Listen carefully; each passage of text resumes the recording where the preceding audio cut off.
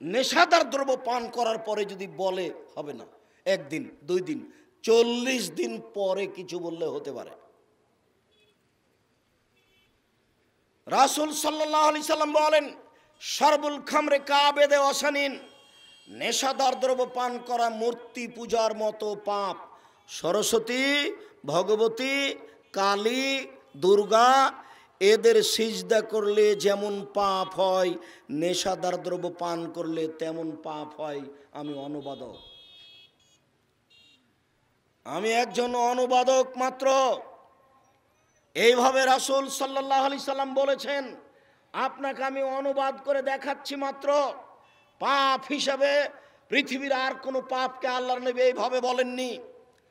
মূর্তি পূজার মতো পাপ, নেশাদার দ্রব্য ছাড়া আর কোনো পাপ পৃথিবীতে নেই। রাসূল সাল্লাল্লাহু আলাইহি সাল্লাম বলেন, সালাসা, 3 ধরনের পাপ রয়েছে। 3 শ্রেণীর পাপী ওরা জান্নাতে যাবে না। 3 শ্রেণীর পাপী ওরা জান্নাতে যাবে না। 1, মধুমেনুল খামর, নিয়মিত বিড়ি, তামাক, জর্দা, সিগারেট, গুল, নেশাদার দ্রব্য খায় পান করে যে, সে জান্নাতে যাবে না। 2, ওর রাজলাতু মিনান নিসায়ে, পুরুষের বেশধারী নারী যারা, পুরুষের বেশধারী নারী ওরা জান্নাতে যাবে না। যারা পুরুষের জুতা স্যান্ডেল পরে, যারা পুরুষের শার্ট প্যান্ট পরে, যারা পুরুষের পোশাক পরে, তারা জান্নাতে যাবে না। 3, ও দায়ুস আল্লাহ জিক্রুফি আল খাবাসা, যে বাড়িতে বেহায়াইয়ের সুযোগ দিয়েছে, যার মেয়ে নগ্ন পোশাকে স্কুল কলেজে যায়, যার স্ত্রী নগ্ন পোশাকে রাস্তায় ঘুরে, এই স্বামী, এই পিতা জান্নাতে যাবে না।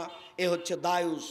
এই ছেলে, ওইখানে গাড়ি স্টার্ট দেওয়া নিষেধ করবে। প্রথমে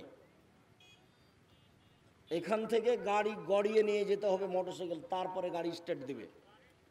আমি তো কথা শেষ করিনি।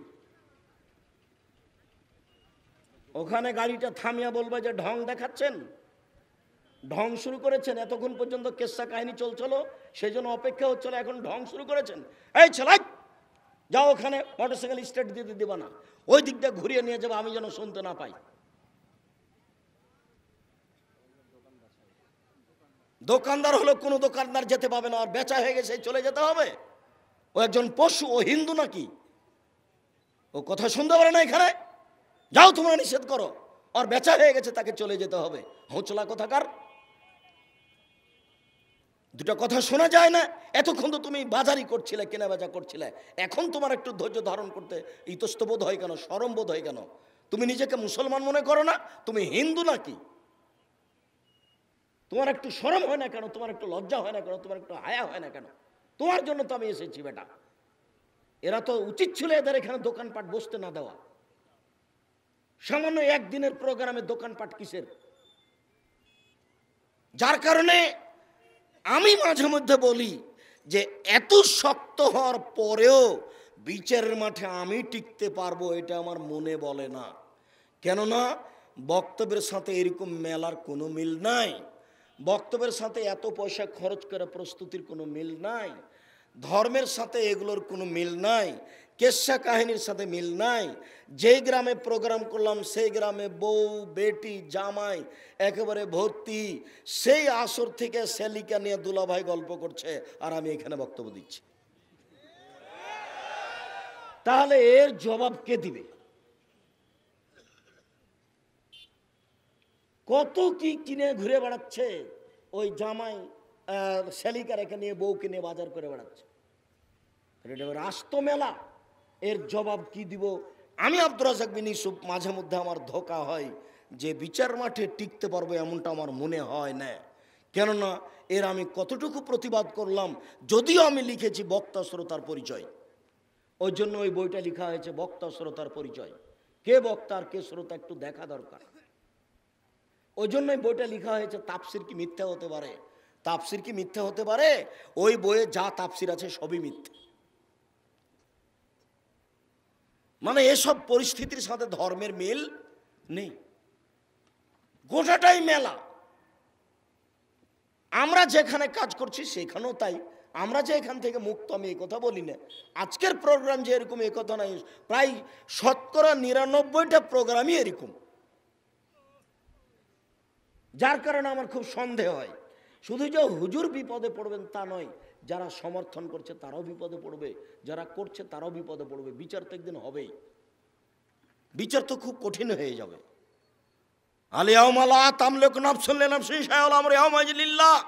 বিচার শুরু করার পূর্বে আল্লাহ বলবেন, শোনো আদম সন্তান, আজ কেউ কারো কোনো উপকার করতে পারবে না, একচ্ছত্র মালিকানা আমার হাতে থাকবে। আইনাল জাব্বার আনাল মুতাকাব্বির, স্বৈরাচারী, স্বেচ্ছাচারী, অহংকারী, বদ মেজাজি কোথায়? আনা মালিকুল আমলাক, আমি হচ্ছি রাজা ধীরাজ। এই বক্তব্য দেওয়ার পরে বিচার শুরু হবে। বিচার কোনো সাধারণ জিনিস নয়, কেউ টিকতে পারবে না আল্লাহর বিশেষ দয়া ছাড়া। অতএব বিবেচনায় আসবেন, ভালো হবে বিবেচনা হারিয়ে কোনো কাজ করবেন না। সম্মানিত দিনী ভাই বোন, রাসূল সাল্লাল্লাহু আলাইহি ওয়াসাল্লাম বলেন, তিন শ্রেণীর মানুষ জান্নাতে যাবে না। এক, মধুবনুল খামর, নিয়মিত বিড়ি, তামাক, জর্দা, সিগারেট, গুল, নেশাদার দ্রব্য খায়, পান করে যে। দুই, মুকাদ্দিবুন বিল কাদারে, ভাগ্যকে অস্বীকার করে যে। তিন, মুসাদ্দিকুন বিসসিহরে, জাদুকে বিশ্বাস করে যে। জাদু দেখা হারাম, জাদু করা হারাম, জাদু দেখা হারাম, জাদু করা হারাম। এরা জান্নাতে যাবে না। তিন থাকলো ভাগ্যকে অস্বীকার করা, মানে ঢাকাতে গাড়িতে উঠেছেন আপনার ছেলে আর আমার ছেলে, তো আপনার ছেলেটা এসে সিরাজগঞ্জে গাড়ি থেকে নেমে গেছে, আর এক গাড়িতে উঠেছে, আর একটা গাড়ি নাটোরে এসে অ্যাক্সিডেন্ট হয়েছে। তখন আপনি বারবার বলছেন, আহারে আমার ছেলে যদি ওই গাড়িতে থাকতো তাহলে অ্যাক্সিডেন্ট হতো না, আহারে আমার ছেলে যদি ওই গাড়িতে থাকতো তাহলে অ্যাক্সিডেন্ট হতো না। এর নাম ভাগ্যকে অস্বীকার করা। ওইদিকে আপনি যায়েন না। দুর্ঘটনা কিভাবে এখন সারানো যায়, মেডিকেল নিয়ে যাওয়া যায়, আল্লাহর কাছে দোয়া করা লাগে, সেগুলো করেন। কেন আপনি বলতে গেলেন যে ওই গাড়িতে থেকে গেলে ছেলে অ্যাক্সিডেন্ট হতো না, ওর ভাগ্য আছে বলেই তো গাড়ি থেকে নেমে এখানে উঠেছে। তা আপনি ভাগ্যকে অস্বীকার করার কাজ করতে গেলেন কেন? এর নাম ভাগ্যকে অস্বীকার করা। তারা জান্নাতে যাবে না। আবু মুসা আশআরী রাদিয়াল্লাহু তাআলা আনহু বলেন, রাসূল সাল্লাল্লাহু আলাইহি ওয়াসাল্লাম বলেছেন, আমার উম্মত অচিরেই জেনাকে হালাল মনে করবে। দুই, আমার উম্মত গান বাজনা বাদ্যযন্ত্রকে হালাল মনে করবে।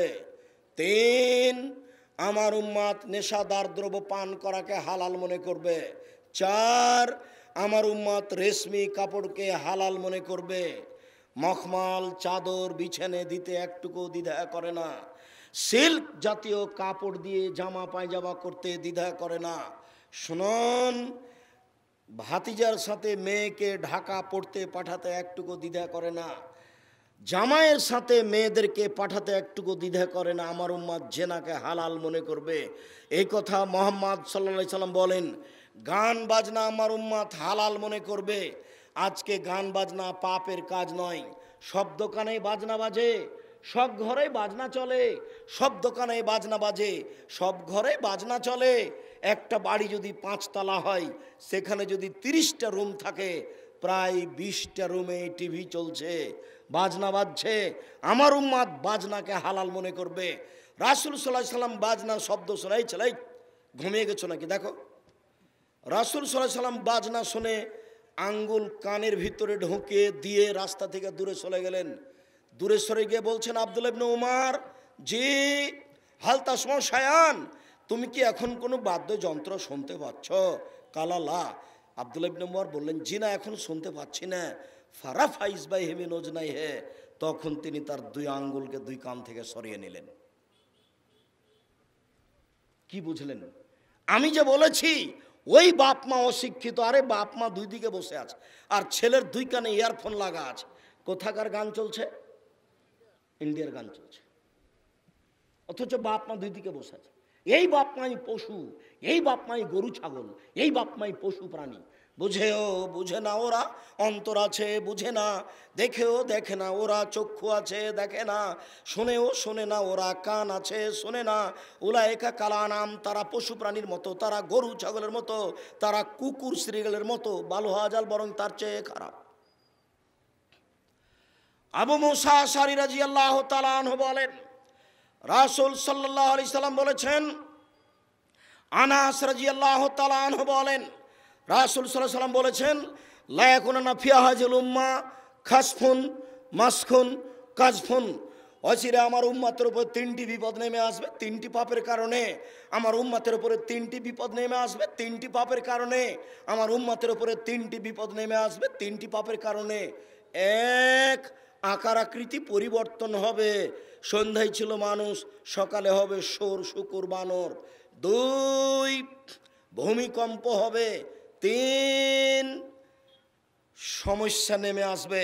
মসজিদে মারামারি, মাদ্রাসায় মারামারি, রাস্তাঘাটে মারামারি, ভাইয়ে ভাইয়ে মারামারি, গন্ডগোল, সব জিনিসের দাম বেড়ে যাবে, সব জায়গাতেই সমস্যা নেমে আসবে তিনটি পাপের কারণে।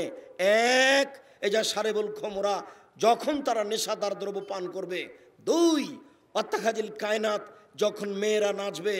তিন, অজারাবুল মাজেব, যখন বাদ্যযন্ত্র প্রকাশ পাবে। দেখেন তিনটেই, সব বাড়িতে তিনটে, সব মোবাইলে তিনটে। এই ছেলে, তোমার মোবাইলে ল্যাংটা মেয়ে নাচে, তোমার সংসার ভালো হবে না। তোমার মোবাইলে বাদ্যযন্ত্র চলে, তোমার সংসার ভালো হবে না। তুমি বিড়ি সিগারেট খেতে অভ্যাসী, বিড়ি সিগারেট তামাক জর্দা হারাম, একেবারে হারাম। আব্দুর রাজ্জাক সাহেব, থামেন থামেন থামেন, একটু কথা। আপনি যে জর্দা হারাম বলছেন, বিড়ি, তার দলিল কি আপনার কাছে?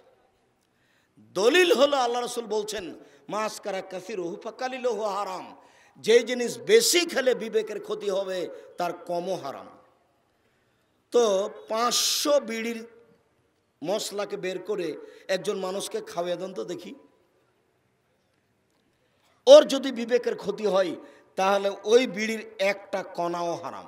আল্লাহর নবী এমন বাক্য বলেছেন, কিয়ামত পর্যন্ত এই বাক্য চলবে। সম্মানিত দিনী ভাই বোন, রাসূল সাল্লাল্লাহু আলাইহি সাল্লাম বলছেন, পৃথিবীর মানুষ শুনে রেখো, লা ইস্তারবানা নাসু মিন উম্মতি ইউসাম্মিনা বিগাইরি ইসমিহা, আমার উম্মত মদ খাবে, নাম দিব অন্য। যদিও আমার সাথে আর একজনকে খাড়ো করে এখানে দুর্বলতা পোষণ করা হয়েছে। আব্দুর রাজ্জাক সাহেব বলেছেন পেপসি, ঠান্ডা, আরসি, কোকোকোলা এগুলি মদ। আর একজন বলছে এগুলি মদ নয়। আমি যুবক তোমাকে বলতে চাচ্ছি, আল্লাহ রাসূল বললেন আমার উম্মত মদ খাবে, নাম দিবে অন্য। তো এদেশের লোকেরা পেপসি, ঠান্ডা, আরসি, কোকোকোলা খাচ্ছে, নাম মদ বলে না। তো বলো তো, তুমি হুজুরকে জিজ্ঞাসা করো সেটা কোনটা যে আসলেই মদ কিন্তু মানুষ অন্য নাম দিয়ে খাচ্ছে, বলো তো সেটা কোনটা?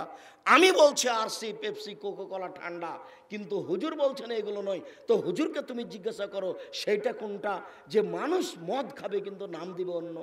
এই ছেলে, কথা তুমি আমার বুঝতে পারো নি?